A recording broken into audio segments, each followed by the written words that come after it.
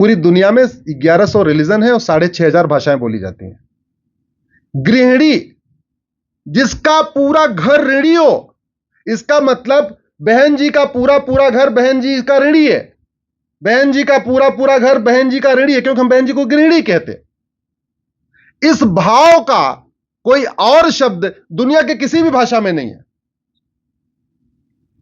नारी तू नारायणी, नर तू नारायण कहीं लिखा है क्या? लिखा, जोर से बोलिए। नारी तू नारायणी, ऐसा वाक्य दुनिया के किसी भाषा में नहीं है, दुनिया के किसी रिलीजन में नहीं है। यत्र नारंती पूज्यते रमन्ते तत्र देवता, जहां नारी की पूजा होती है वहां देवता निवास करते हैं। दुनिया के 1100 रिलीजन में ऐसा वाक्य कहीं नहीं है, दुनिया के 6500 भाषाओं में ऐसा सेंटेंस कहीं नहीं है। वसुधैव कुटुंबकम, पूरा घर, पूरी पृथ्वी ही एक परिवार है, जिसको अब हमने शुरू किया, वो भी पूरी दुनिया नहीं, प्रधानमंत्री मोदी जी ने उसके लिए शब्द उपयोग किया है, वन अर्थ वन फैमिली। वसुधैव कुटुंबकम जैसा शब्द पूरी दुनिया में किसी में नहीं, कि पूरा का पूरा पृथ्वी एक परिवार है।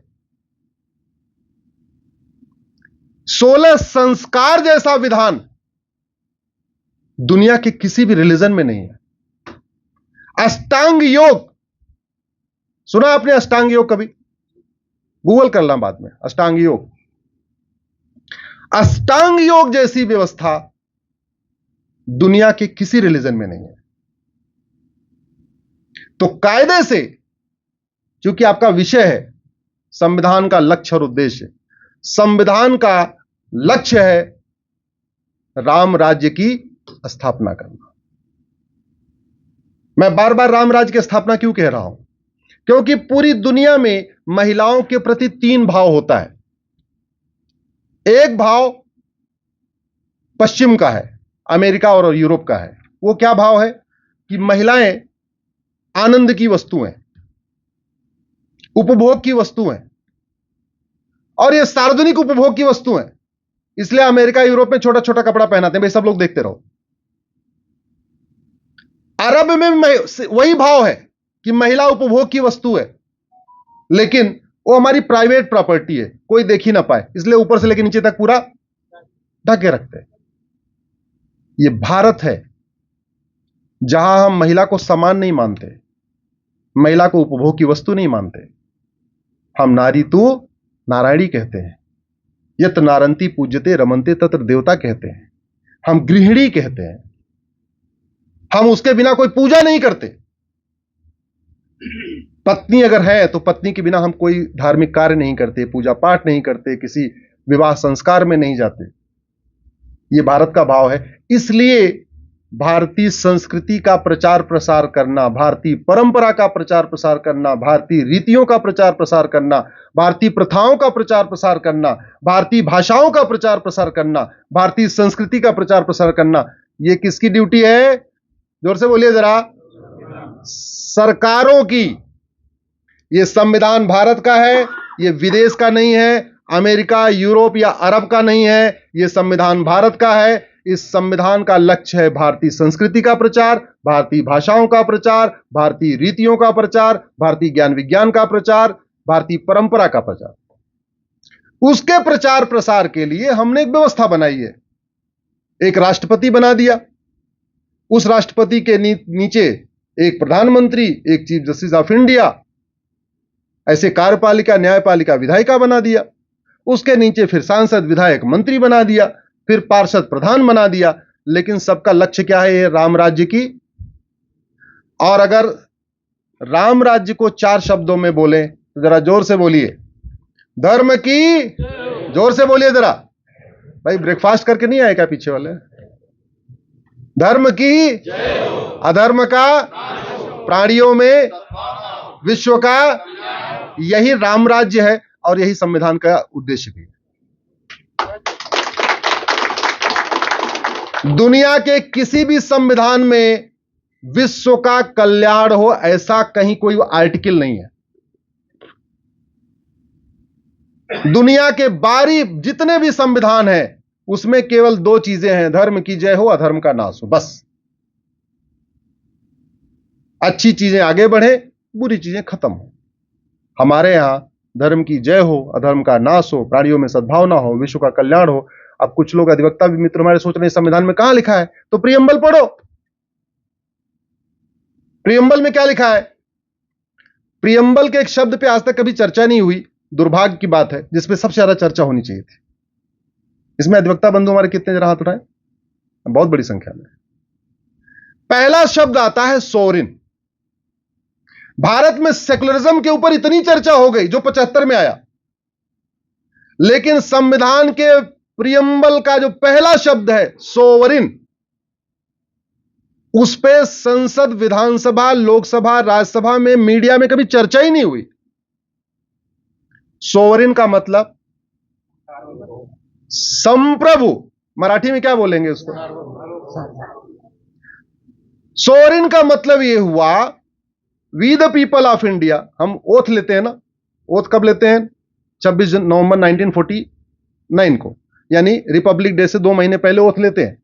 और हम क्या कहते हैं? We the people of India, हम सभी भारत के लोग अब एक सोवरिन भारत बनाएंगे, संप्रभु भारत बनाएंगे। संप्रभु भारत का मतलब न गुलामी का नाम होगा, न गुलामी की निशानी होगी, न गुलामी का टैक्स सिस्टम होगा, न गुलामी का एजुकेशन सिस्टम होगा, न गुलामी का हेल्थ केयर सिस्टम होगा, न गुलामी का पुलिस सिस्टम होगा, न गुलामी का जुडिशियल सिस्टम होगा। कुछ भी गुलामी का नहीं होगा। सब कुछ क्या होगा? हमारा भारत का होगा।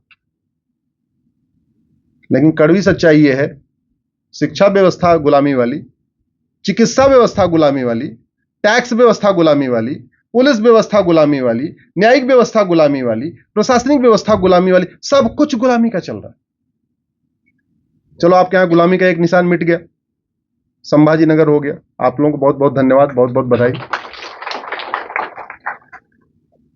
सॉवरेंटी का मतलब क्या है? एक होता है इंडिपेंडेंस, स्वतंत्रता, एक होता सॉवरेंटी मतलब संप्रभुता। अब स्वतंत्र हो गए, इंडिपेंडेंट हो गए, अब सोवरिन भारत बनाएंगे। सोवरिन भारत बनाएंगे मतलब सब कुछ हमारा होगा, हमारी परंपरा होगी, हमारा रीति रिवाज होगा, हमारा ज्ञान विज्ञान होगा, हमारी रीतियां होगी, हमारी प्रथाएं होगी। सोवरिन पे कभी चर्चा नहीं होती।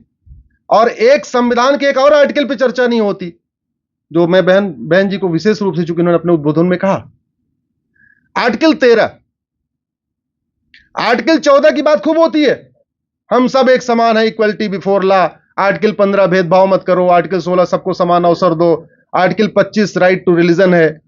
ऐसी ऐसी खूब बातें होती है। आर्टिकल 13 पे कभी चर्चा ही नहीं होती। क्या कहता है आर्टिकल 13? और यह कब कह रहा है आर्टिकल 13? 26 जनवरी 1950 को। क्या कह रहा है? आज संविधान लागू हो गया, आज के बाद से, आज से पहले जितनी कुरीतियां थीं, जितनी कुप्रथाएं थीं, जितने भेदभाव करने वाले कानून थे, वो सारे खत्म। यह आर्टिकल 13 कहता है। आज मतलब आर्टिकल 13 कह रहा है 26 जनवरी 1950 के लिए अब यह संविधान लागू हो गया है, इसलिए आज अब तक जितनी कुप्रथाएं चल रही थीं, जितनी कुरीतियां चल रही थी, जितने भेदभाव करने वाले कानून चल रहे थे, वो सब खत्म हो गए। तो कायदे से सरकार को एक ज्वाइंट सेशन बुलाना था, लोकसभा राज्यसभा का। उसमें एक हफ्ते चर्चा करना था कि भाई कौन कौन सी कुरीतियां चल रही हैं, कौन कौन सी कुप्रथाएं चल रही हैं, और कौन कौन से भेदभाव करने वाले कानून हैं। और एक ही झटके में, एक ही नोटिस के जरिए, एक ही रिजोल्यूशन के जरिए वो सारी कुरीतियां, सारे कुप्रथाएं, सारे भेदभाव करने वाले कानून खत्म कर देना चाहिए था। खामखा हम लोगों को इतनी पीआईएल फाइल करनी पड़ती, इतना लड़ना पड़ता है, कभी 3 तलाक के खिलाफ, कभी तलाक हसन के खिलाफ, कभी तलाक हसन के खिलाफ, तलाक बाइन के खिलाफ, फिर तलाक किनाया के खिलाफ, फिर हलाला के खिलाफ, फिर मुताह के खिलाफ, फिर मिस्यार के खिलाफ, जो दुनिया भर की पीआईएल आती है। यह काम सरकार को करना था। मैं अधिवक्ता बंधुओं से जरूर कहूंगा, आर्टिकल 13 को जरूर पढ़ें, और कभी अगर पिटीशन फाइल करें उसमें आर्टिकल 13 का हवाला जरूर दें। सामान्यतः जितनी मेरी पीआईएल है सुप्रीम कोर्ट में, मैं उसमें आर्टिकल 13 को जरूर उसमें कोट करता हूं। ये आर्टिकल 13 कहता है। आर्टिकल 13 क्या कहता है? अगर उसको हम आम भाषा में कहें कि भैया ये जो घर बना हुआ था ये बहुत पुराना हो गया, आज हम इसको डिमोलिश कर रहे हैं, इसको हम प्लेन कर रहे हैं, और आज के बाद एक हम नए आर्किटेक्ट के साथ, नए नक्शे के साथ नया घर बनाएंगे। ये आर्टिकल 13 कहता है। 13 पे चर्चा ही नहीं हुई। एक और बहुत बड़ी भ्रांति चल रही है, वो है आर्टिकल 25 को लेकर चल रही है। आर्टिकल 25 में लिखा है सबको फ्रीडम ऑफ रिलीजन है। पहली बात तो रिलीजन धर्म नहीं होता। एक बहुत बड़ी गलती केंद्र सरकार और राज्य सरकारें अब तक करती आई हैं कि जब वो कोई फॉर्म भरवाती हैं, चाहे वो बर्थ सर्टिफिकेट बनाने का, राशन कार्ड बनाने का, या कोई भी एडमिशन लेने का, तो उसमें धर्म पूछती हैं। ऐसा आपके यहां भी पूछा जाता होगा। मराठी में क्या पूछते हैं उसको? धर्म पूछते हैं। इंग्लिश में रिलीजन पूछते हैं, हिंदी में धर्म, मराठी में धर्म पूछते हैं। अरे भैया, धर्म और रिलीजन बिल्कुल अलग है। रिलीजन का मतलब पंथ होता है।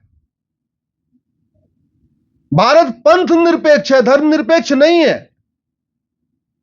अगर भारत धर्म निरपेक्ष होता तो सुप्रीम कोर्ट के जजेस की कुर्सियों पे यतो धर्मस्ततो जयः क्यों लिखा हुआ है?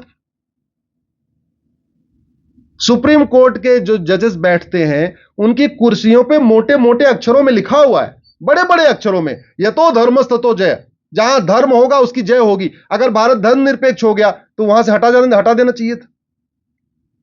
जैसे हाई कोर्ट का जो ध्येय वाक्य है वो सत्यम शिवम सुंदरम है, आपके बेंच की भी यही होगा। ऐसे सुप्रीम कोर्ट का जो ध्येय वाक्य है यतो धर्मस्ततो जयः है। हाई कोर्ट के जजेस की कुर्सियों पे सत्यम शिवम सुंदरम लिखा रहता है। हाई कोर्ट का ध्येय वाक्य सत्यम शिवम सुंदरम है। सुप्रीम कोर्ट के जजेस की कुर्सियों पे यतो धर्मस्ततो जयः लिखा रहता है। धर्म और रिलीजन बिल्कुल अलग है। दुर्भाग्यवश हमने धर्म और रिलीजन को मिक्स कर दिया।